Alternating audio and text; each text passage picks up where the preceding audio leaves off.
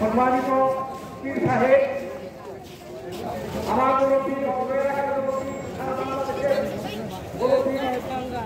গ্রামের অন্যতম একজন হকানি আগে আমরা তাকে এক বাক্যে চিহ্নিত করে পীর সাহেব হিসাবে আমরা তার নিমিত্তে আমার ব্যক্তিগত ভাবে করতে পারি।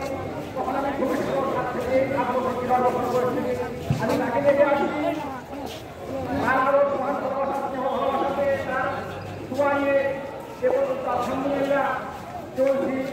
আগামীতে যতদিন বেঁচে থাকলেও তার দিক নির্দেশনায় তার মতামতের উপরে ইনশাল্লাহ ব্যক্ত করতেছি। আমি আপনাদেরকে বড় গলায় কিছুই বলার মতো সুযোগ আমার নেই। আমি কিছু বলবো। ইংরেজিতে একটা প্রোগ্রাম আছে, কি নলেজ নেভার গোস আনমানি।